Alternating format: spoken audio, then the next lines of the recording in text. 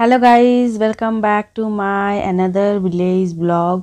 और आज मैं आपके साथ शेयर करने वाली हूँ किचन क्लीनिंग की वीडियो।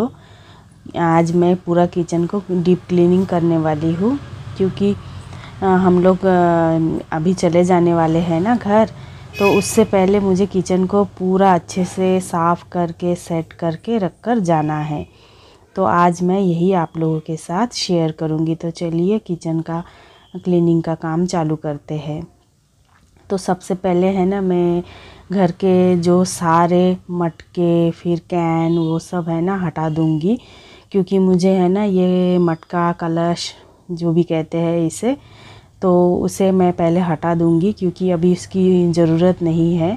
इतने दिन तक हम बहुत लोग थे तो फिर ये मटकों की ज़रूरत थी। तो अभी तो कोई भी नहीं है, सिर्फ हम चार ही है, तो इतना सारा सामान की कोई ज़रूरत नहीं है। और वैसे भी आज हमारा लास्ट डे है गांव का, तो इसकी वजह से जो जो सामान अभी मुझे नहीं चाहिए वो सब मैं सुखा दूँगी। और फिर किचन में भी बहुत बहुत सारे जो सामान अभी यूज़ के नहीं है।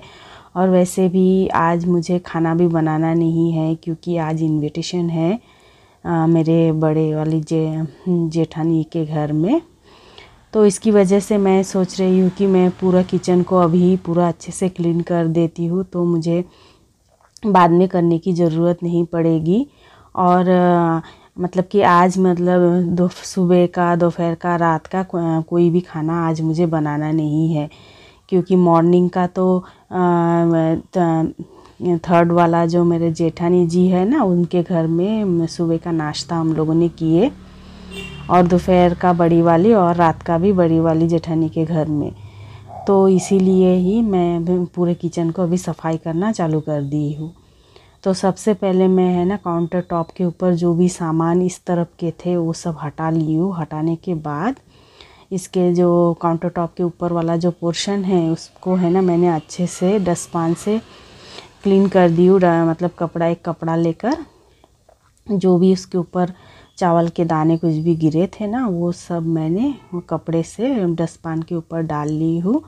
और उसके बाद मैं विम बार को थोड़ा सा स्क्रबर के ऊपर लगा के फिर काउंटर टॉप को अच्छे से मांज दी हूँ।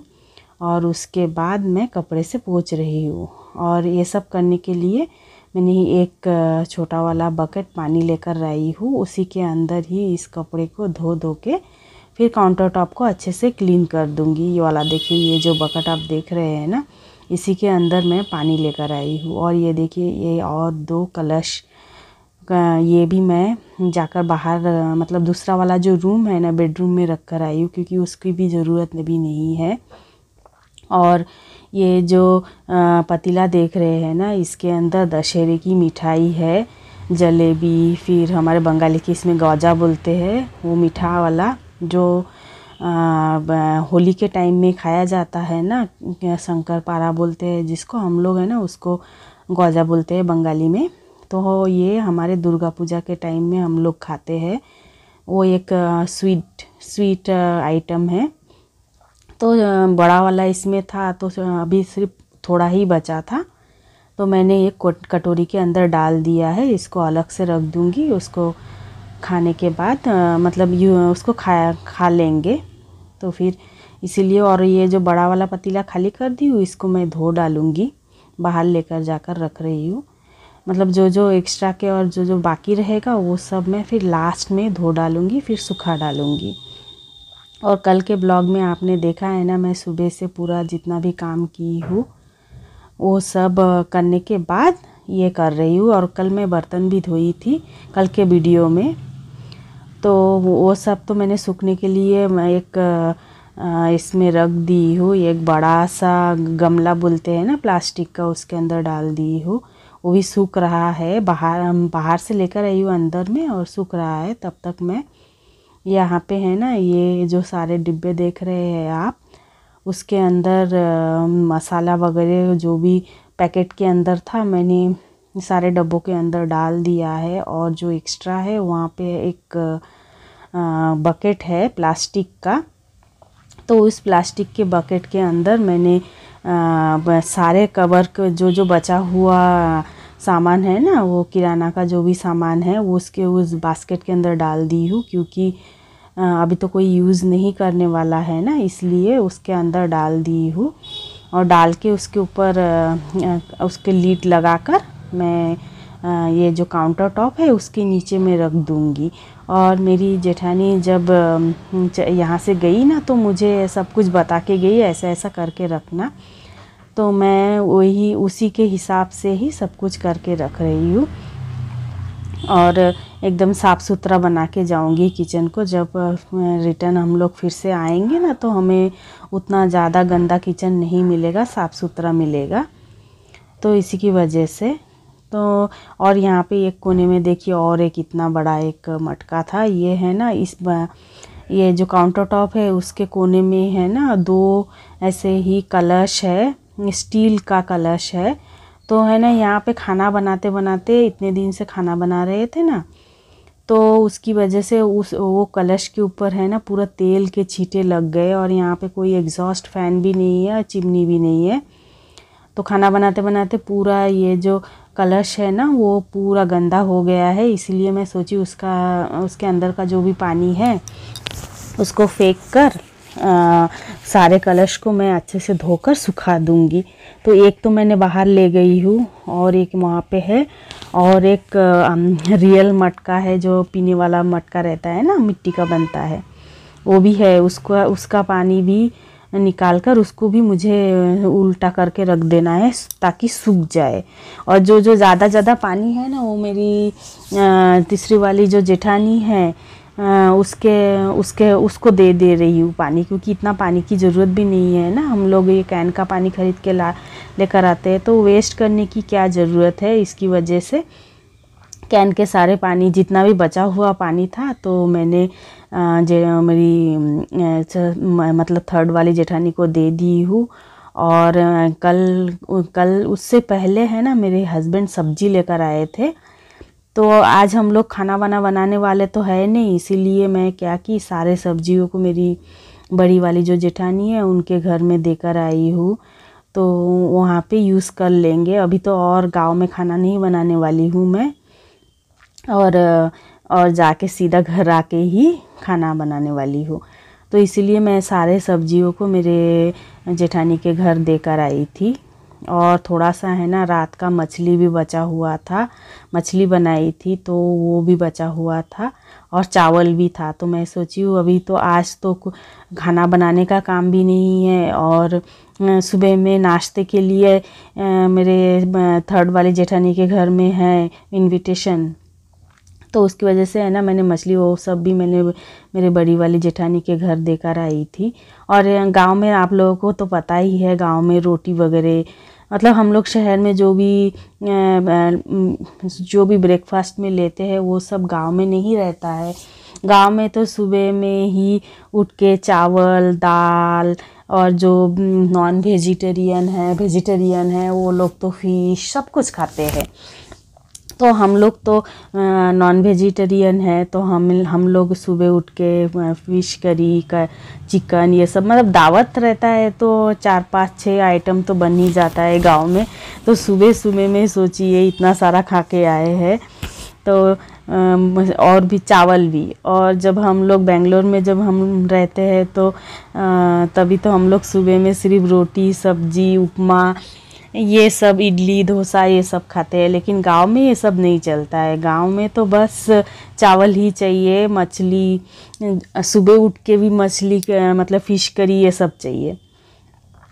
तो वही खाकर आए थे हम लोग। और उसके बाद में अभी देखिए आप लोगों के साथ बात करते करते मैंने सारे किचन को, मतलब यहाँ के काउंटर टॉप को क्लीन कर दी हूँ। अभी गैस के ऊपर का जो ये है ना स्टैंड है उसको निकाल दी हूँ, और अभी अच्छे से गैस स्टोव को घिस के साफ़ कर दूँगी, और फिर कपड़े से पोंछ दूँगी। तो है ना, ये गैस स्टोव भी अच्छे से साफ़ हो जाएगा, क्योंकि इतने दिन से खाना बन रहे थे ना।